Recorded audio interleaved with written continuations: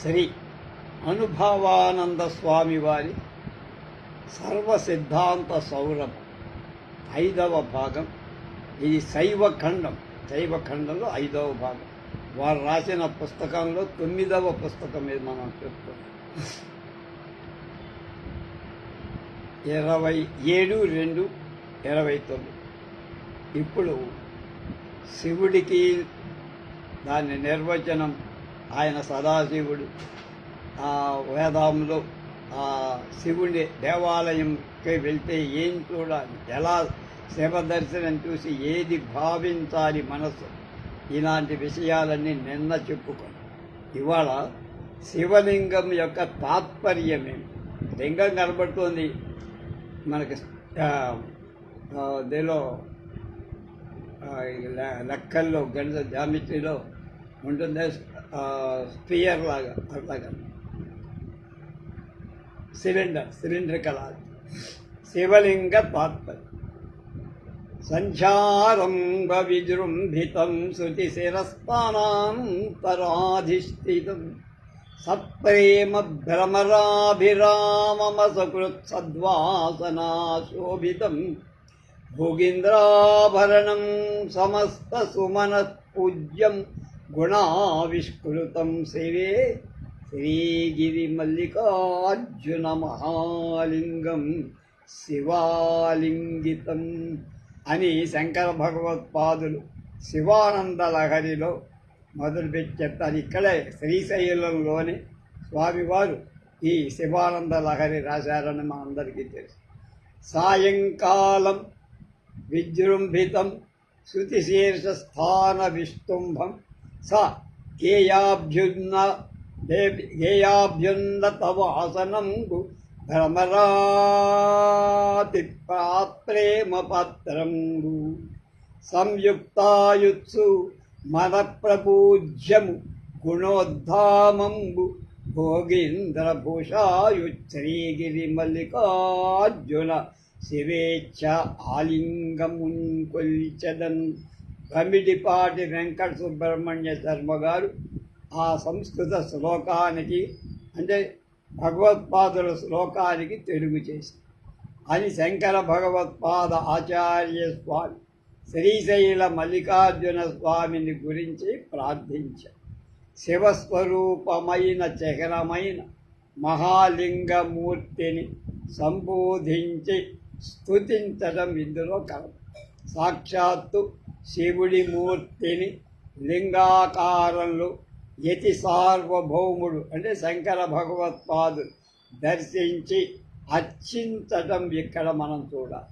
ఆ లింగాకారం కరచరణాది అవయవ భూషితాలుగా లేదు, అండ ఆకృతిగా ఉన్న శంకరుడికిట అందులో శివ అనుభూతే కలిగినట్లుగా కలపడు. లింగ ప్రాశస్త్యాన్ని చెబుతున్నారు. శివ పురాణంలో విశ్వేశ్వర సంహితలో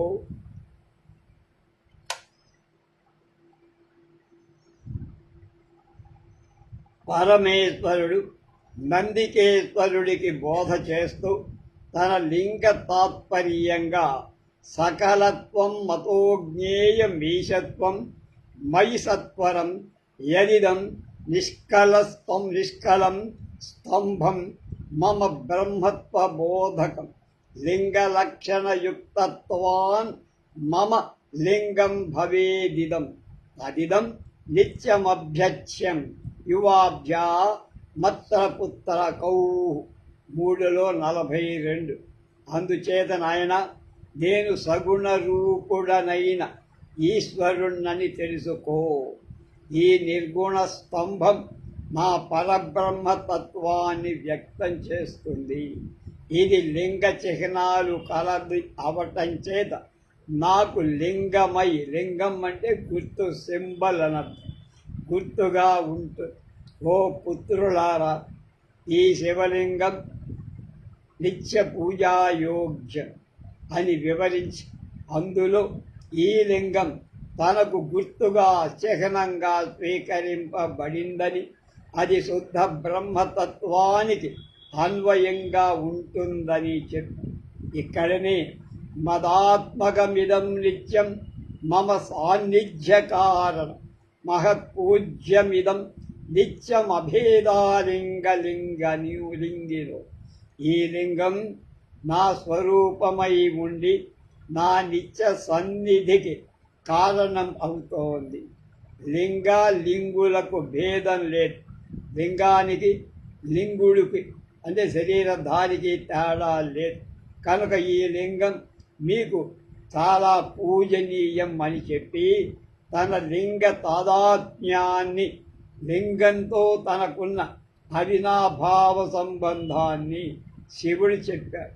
శక్తి మా శక్తి, శక్తి శక్తిమానులకు, శక్తికి శక్తి ధరించి ఉన్నవాడికి ఎలా భేదం లేదో అలాగే గుణులకు వ్యత్యాసం అభావం. గుణం ఉన్నవాడికి గుణం లేనివాడి, ఆకారం ఉన్నవాడికి ఆకారం, అలాగే భేదం అని శివలింగానికి తారతమ్య శూన్యం, అందులో భేదం లేదు. తనకు ప్రతిమాకారం కూడా ఉన్నా శివుణ్ణి ప్రతిమగా కూడా బొమ్మలాగా కూడా ఆరాధిస్తున్న ఈ ప్రతీకారంగా ఉన్న లింగ ఆరాధనమే చాలా ముఖ్యం అని శంకరుడు ఇక్కడ చెప్పారు. లింగం బేరంచమే తుల్యం యజతాం లింగముత్తమం తస్మాల్లింగం పరం పూజ్యం భేదాదపి ముముక్షుభి. నా ప్రతిమ బొమ్మ లింగం రెండు సమానమే పూజకి, కానీ ఉపాసకులకు లింగమే ఉత్తమమయ్యా. బొమ్మను పూజ చేస్తే నేను అంతగా సంతోషపడను. అలాగే ముముక్షువులకు ప్రతిమా పూజ కంటే లింగార్చనమే ఉత్కృష్టమైంది అని కైలాసవాసుడు ప్రతిమ కంటే లింగానికే ఎక్కువ ప్రాధాన్యాన్ని ఇచ్చారు. ఈ లింగ శ్రేష్టత్వాన్ని ఇంకా చెబుతూ లింగం ఓంకారమంత్రేణ బేరం పంచాక్షరేణతు, పంచాక్షరీ మంత్రం చేత ప్రతిమను అర్చించతే. కేవల ఓంకారం చేత లింగార్చనం చెయ్యాలని శివుడి ఆదేశం. కనుక లింగ పూజ చెయ్యాలంటే ఓంకారం ఉండాలి. బొమ్మతో పూజ చెయ్యాలంటే పంచాక్షరి మంత్ర జపంతో చెయ్యాలి. అందుచేత ఈ పురాణ వచనాల చేత శివుడికి ప్రతిమ, ప్రతీక, ఉపాసనాదులు రెండూ కలవు.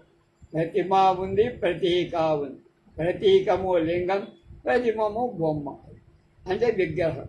అందుకో కరచరణాది అవయవాలు గల ప్రతిమ ఆరాధన తద్వివర్జితమై నిరవయవమైన లింగ పూజా విధానం కంటే అల్పం. కనుక శివుడి బొమ్మను పూజించటం కంటే శివలింగాన్ని పూజించటం, అర్చించటం శ్రేష్టం అని ఆయనే చెప్పుకో. ఈ విషయాన్ని వివరిస్తూ పండిట్ ప్రసన్న కుమార్ ఆచార్య చెప్తున్న Rudra of the Vedas has thus developed into the great and powerful God Shiva. He is worshipped in two forms. Shiva is represented as a fair man with 5 faces and 4 arms, seated in profound thought, bearing a third eye on the forehead, surmounted by the moon's crescent, and matted locks gathered up into a horn-like form, which contains a symbol of the Ganga. A necklace of skulls hangs around his neck, and he puts on a garment of skin of tiger, a deer, or an elephant. He is generally accompanied by his bull Nandi. వైదిక రుద్రుడు శక్తివంతుడు, మహాత్ముడు అయిన శివుడిగా పరిణమించాడు. అతడు అంటే వైదిక రుద్రుడు శివుడుగా మారాడు. అతడు వివిధ రూపాలలో అర్చింపబడతాడు. 2 విధాలు. చతుర్భుజాలతో ధ్యాన సమాధిలో ఆసీనుడై నేత్రంతో చంద్రమౌళి ధరించిన వాడై మౌళి మీద చంద్రరేఖ ధరించి ధ్యాన సమాధిలో గంగా చిహ్నం గల జటాజూటధారి అయి పైన జటాజూటం అందులో గంగాది శివుడు సుందరమూర్తిగా చిత్రింపబడు. సుందరీజుడని పేరు మనకి ఎక్కడ మధురలోని ఆ అయ్యవారు మీనాక్షి సుందరేశు. అతని కంఠంలో కపాలమాల ఉంటుంది. వ్యాఘ్రం కాని మృగం కాని గజ చర్మంతో ఏదో ఒకదాని వస్త్రంగా ధరి సాధారణంగా నందితో కలిసి ఉంటాడు వాహనం. Although as Rudra or Mahakala, he is a destroying and dissolving power. He is auspicious Shiva Shankara because the distinction implies reproduction. As the reproduction power, he is represented by his symbol, the linga or phallus. రుద్రుడు మహాకాళుడై వినాశనకారుడై లయకర్తగా ఉంటాడు. అతడు శివశంకరుడై పునర్జన్మ కారణం అవటం చేత శుభకారుడుగా ఉంటాడు. అతడి పునర్జన్మ హేతువు చేత లింగాకృతిలో అతడు కనపడుతూ ఉంటాడు. సూచన అధర్మ సింబాలిజం. ఈ విధంగా శివుడు ప్రతిమగా లింగాత్మకంగా రెండు మూర్తులు ధరించి పూజించబడటం స్పష్టం. ఈ మూర్తిద్వయం సుప్రసిద్ధం. అయినా సర్వేభ్యః పుణ్యకర్మేభ్యః శ్రేష్టం లింగస్య దర్శనం. శివతత్వసుధానిధి 18వ అధ్యాయంలో సర్వపుణ్యకర్మలలో లింగ దర్శనమే శ్రేష్టం. లింగస్యాభ్యర్చనేనైవ సర్వపాపక్షయో భవేత్. అలాగే దానిలోనే 19వ అధ్యాయం లింగ అర్చన చేత సర్వ పాపాలు క్షయం జరుగుతాయి. లింగార్చనాత్ పరో ధర్మో నాస్తి జగత్రయ. లింగార్చనాత్ పరం శ్రేష్టం న భూతం న భవిష్యతి. అందులోనే 13వ 19 జగత్తు 3 శ్లోకాలలో లింగార్చనం కంటే శ్రేష్టమైన ధర్మం ఇంకొకటి లేదు. అంతకంటే శ్రేష్టమైంది భూత భవిష్యత్ కాలాలలో శూన్యమని స్కాంద పురాణం చెబుతారు. లింగ సంపూజనం ముఖ్యం అలాభే ప్రతిమాదిషు. ప్రతిమ అర్చనం కంటే అంటే బొమ్మ విగ్రహంతో శివుడి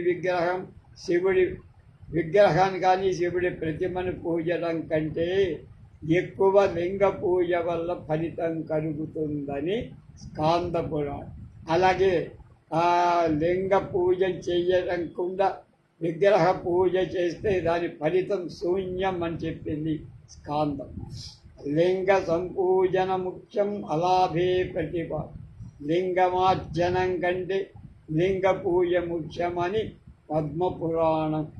లింగేతు పూజతే సర్వం అర్చితం స్వాచరాచరం తస్మాత్ సదాక్షణం కార్య లింగస్య సుమహాత్మనః నహి లింగార్చనాత్ కించిత్ పుణ్యమభ్యధికం క్వచిత్ ఇది విజ్ఞాయ యజ్ఞేన పూజనీయ సదాశివా. లింగ పూజనం చేత సర్వచరాచరాలు పూజింపబడు. అందుచేత మహాత్ములకు లింగార్చనమే కార్యం. వాళ్ళు చేయాల్సిన పని లింగార్చనమే. ఇంట్లో బొమ్మ పెట్టి పూజ చేస్తే ఏం రాదు. కొంచెమైనా అధిక పుణ్యం లింగార్చనం కంటే ఇంకొకటి లేదు. అది గ్రహించి ప్రయత్నపూర్వకంగా సదాశివుణ్ణి పూజించాలని అనేక పురాణాలు అతి సుందరమూర్తిమత్వాన్ని కలిగిన సర్వ ఆకర్షణీయ శివస్వరూపాన్ని అముఖ్యంగా భావించి లింగాకృతిని ఎందుకు గ్రహించాయి? ఇలా శాస్త్రాలు మహాత్ములు లింగ స్వీకరణాన్ని తీసుకోవటానికి కారణమే అని ప్రశ్నించి అనుభవానందులు మనకు చెబుతారు. లీయతే గమ్యతే యత్ర ఏన సర్వచరాచరం తదేవ లింగమిత్యుక్తం లింగతత్వపరాయణై. సర్వచరాచర సృష్టి అంతా దేనికోసం గమనించి ఎందు లయం చెందుతోందో దానినే లింగం అంటారు. లింగం అంటే పుట్టడం, గమ్ అంటే దానిలో లయం అంటారు. కనుక ఎక్కడ పుట్టి ఎందులో కలుస్తుందో అదే లింగం. కనుక అది లింగతత్వపరాయణాల చేత వచింపబడింది. అంటే ఈ సృష్టి ఎక్కడ లయిస్తుందో, ఏది సర్వభూత జాలానికి గమ్యస్థానము అదే లింగం అని దేని తాత్పర్యం. లయనాత్ లింగముచ్యతే అని సూత్రం. Linga means emblem, symbol. అలాగే it is the refuge or repository of the entire universe. లింగం అంటే ఒక చిహ్నం, ఒక గుర్తు, ఒక సింబల్. సర్వ విశ్వానికి ఆశ్రయస్థానమే లింగం అని వివరణగా చెప్పారు. అలాగే లింగము, అండం రెండుకి తేడా. అంతేకాక symbols are signs for expressing the invisible by means by the visible or sensus representation. ప్రత్యక్ష ప్రదర్శన మూలంగా అప్రత్యక్ష తత్వాన్ని వ్యక్తపరిచే చిహ్నాలు లింగాలు అని చెప్పబడతాయి అని యతీశ్వరానందుల వచనం. ద లింగం is like an egg. It represents the Brahmanda. Whatever that is contained in the Brahmanda is in the Lingam. The whole world is in the form of Lord Shiva. The world is a Lingam, also is the form of Shiva. Lingam అంద ఆకృతిలో ఉంది. అది బ్రహ్మాండానికి representative. బ్రహ్మాండంలోని సర్వం లింగాకారంలో ఉంటుంది. సర్వ విశ్వం శివ ఆకృతిలో ఉంది అని చెబుతుందో శివానంద సరస్వతిగా చెప్పారు. విశ్వం అనేది లింగమే, ఆ లింగమే శివస్వరూపం అని శివానంద సరస్వతి స్వామి వివర. దీన్ని కొంచెం వివరిస్తూ లింగం సర్వ విశ్వము యొక్క మూర్తిమత్వం అని మేనిఫెస్టేషన్ అంటామే అది.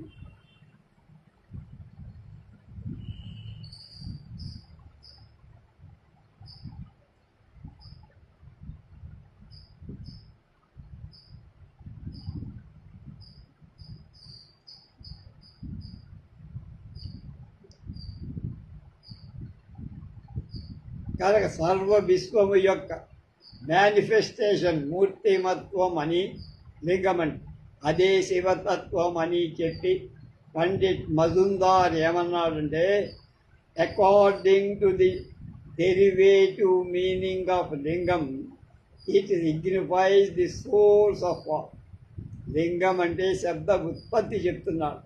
వ్యుత్పత్తి ప్రకారం లింగం అంటే సర్వ సృష్టికి జన్మస్థానంగా కలది.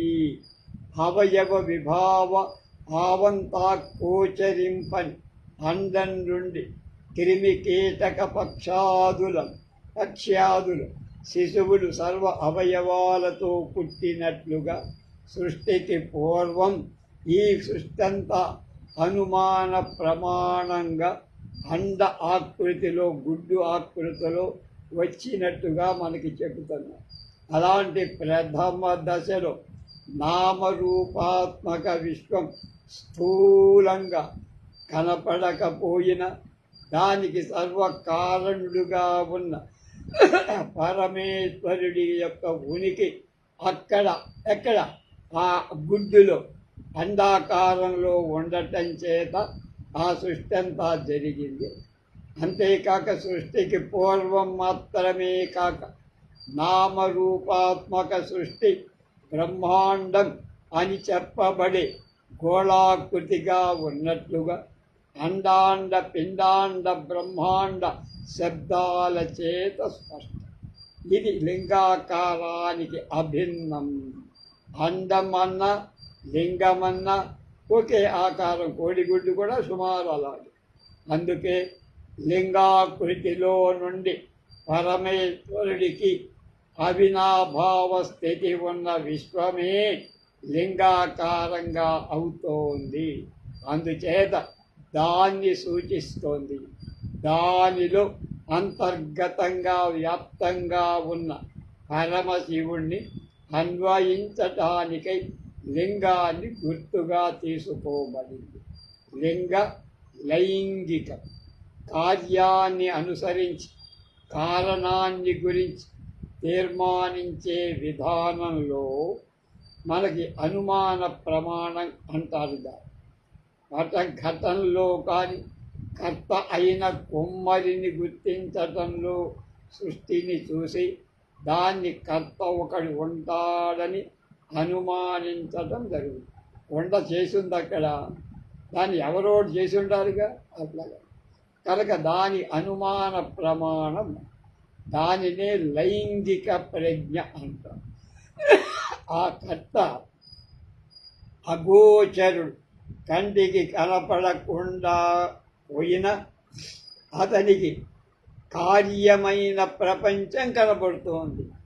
ఆయన చేసినవాడు కనపడాల, కానీ చెయ్యబడిన ప్రపంచం కనపడదు. అందుచేత ఈ సృష్టి అతన్ని సూచిస్తోంది కనుక ఎవరిని? భగవంతుడు. అది చిహ్నంగా లింగంగా స్వీకరించబడింది. అలాగే సర్వ సృష్టి స్థితి లయకు కారణుడు ఎవడో ఒకడు ఉండాలి. కోన్కిస్క అతడు ప్రత్యక్ష ఇంద్రియాలకు కనపడకపోయిన అగోచరుడు అవటం చేత అతన్ని మనం సింబలైజ్ చెయ్యాలిగా. అందుకనక ప్రత్యక్ష గోచరంగా ఉండటానికి, సామాన్యులుగా అందరికీ అర్థం అవ్వటానికి అవయవాలు లేని అండాకృతిని అతడి యొక్క చిహ్నంగా సింబల్గా అర్చించటం లోకంలో పరిపాలన. ఆ చిహ్నమే లింగం అనే పేరుతో వ్యవహరింపదు. వేదాంత గోచరమైన నిర్గుణ బ్రహ్మం అవాంగమానస గోచరం అవటం చేత ప్రథమ సోపానంగా మొదటి మెట్టుగా ఆదౌ బ్రహ్మత్వ బుద్ధ్యర్థం నిష్కలం లింగముత్థితం. 9:39 నిర్గుణ బ్రహ్మ బుద్ధిని పుట్టించటానికై శివలింగం ఏర్పడింది అని చెప్పారు అని శివమహాపురాణ సూత సంహిత వాక్యం. కనుక సకలం నిష్ఫలం చేతి స్వరూపద్వయమస్తిని, నాకు సగుణ నిర్గుణ రూపాలు రెండూ ఉన్నాయి అని ఆయనే చెప్పారు. పురస్తాస్తంభరూపేణ పశ్చాద్రూపేణ చ అర్భకో.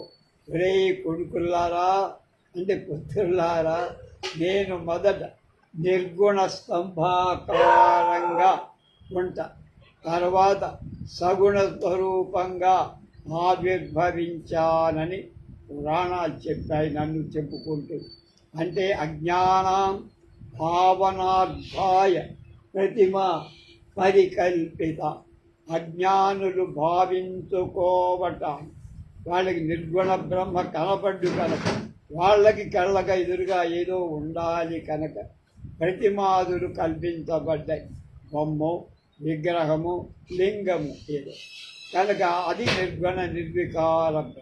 ముముక్షు జన ఉద్ధరణ కార్యదీక్ష తీసుకొని అగోచర స్థితిలో నుండి లింగాకృతితో నిరవయవ మూర్తిమత్వాన్ని పొంది తర్వాత పూర్తిగా స్థూలంగా అవయవమూర్తిని పొందినట్లుగా ఇందులో మనకి. కనుక అందుచేత ఈ ప్రతిమాలింగ రూపంలో ద్వివిధ ఆకృతి వెలసి ఉన్న పరమశివుణ్ణి ఈ రెండిటిలోనూ స్మరించి పూజించటం లోకంలో జరుగుతున్న క్రియ. అలాగే నిర్గుణ రూపం నామ అప్రాకృత దివ్యమంగళ విగ్రహవత్ సంకోచ వికాసావస్థ రహితం అమూర్ఛాత్మకం మహాలింగ స్వరూపమేవ అన్నారు. నిర్గుణ రూపంగా అప్రాకృత దివ్యమంగళ విగ్రహంలాగా సంకోచం లేదు, వ్యాకోచం లేక మూర్తిమంతం కాక మహాలింగ స్వరూపంగా ఉంటుంది. సగుణ రూపం నామ మూర్ఛాత్మకం కార్యబ్రహ్మరూపం భవ. సగుణ రూపం అంటే మూర్తిమంతమై కార్యబ్రహ్మమే అవుతోంది అని వీరేశలింగారాజ్య స్వామి వాడు అన్నారు. కనుక శివుడు తన నిర్గుణత్వంలో అరూపత్వంలో లింగాకారంలో ద్యోతకం. శివుడు తన నిర్గుణత్వంలో అరూపత్వంలో లింగాకారంలో కనిపిస్తుంది. లింగం శివ ఆకృతి. ధ్యాన ముద్రలో ఉన్న శివాకృతి కూడా దూరంగా నుండి లింగాకృతిగా కనపడు. ధ్యాన ముద్రలో ఉన్న శివుడు దూరం నుంచి చూస్తే లింగంలాగా కనబడతాడు. ఆ చూసే దృష్టి ఉండాలి. కనుక దాన్ని స్మరించి స్వస్థ శిస్త నివేదిత సోదరి నివేదిత ఇలా అంది. ద లింగం after all is but a fragment of stone. Far better images of Mahadeva are those who come and go and amidst the passive pressing crowd, the monks, and finer still will these be when retiring into the forest. They sit even like the stone lingam, bold upright in the shelter of tree or rock, lost to the world without in solitary meditation. లింగం అంటే ఒక పాషాణ ఖండం, రాయి ముక్క. జనబాహుళ్యానికి మధ్యకి వస్తూ పోతూ ఉండే యోగులు మహాదేవుడికి యథార్థమైన చిహ్నాలు వాళ్ళే. అంతేకాదు మహాదేవుడిని అరణ్యాలలోకి వెళ్ళినప్పుడు వాళ్ళు వృక్ష ఛాయలోనూ పర్వత ఛాయలోనూ నిశ్చలంగా కూర్చొని ప్రపంచాతీత ఏకాంత ధ్యానంలో మునిగి లింగాకృతిలో ఉన్న మౌనులు చూస్తే దూరంగా శివస్వరూపంగా కనపడతారు లింగాకారం. కనుక a symbol is a figure of thought and not mere a figure of speech. A symbol is a message expressed in code. చిహ్నం కేవలం భాషారూప అలంకారం కాదురా, అది అభావాత్మకమైన అలంకారంగా తీసుకో. సాంకేతికంగా తెలుపబడిన సందేశమే చిహ్నము అని ఆచార్య త్యాగరాజన్ అంటారు. పై మీమాంసను అనుసరించి a symbol is an attempt to express the infinite in terms of finite. కనుక అనంతాన్ని పరిమిత రూపం గల అభివ్యక్తంగా చేయటానికి ప్రయత్నించే చిహ్నం, గుర్తు అనేటువంటిదే లింగం. అది చాలా అద్భుతమైన నిర్వచనం. ఈ సందర్భంగా అతడు the truth cannot be expressed in words and when words are used even by Shankara, acute minds can always find a loophole for attack. సత్పదార్థం పదాలకు వ్యక్తం కాదు.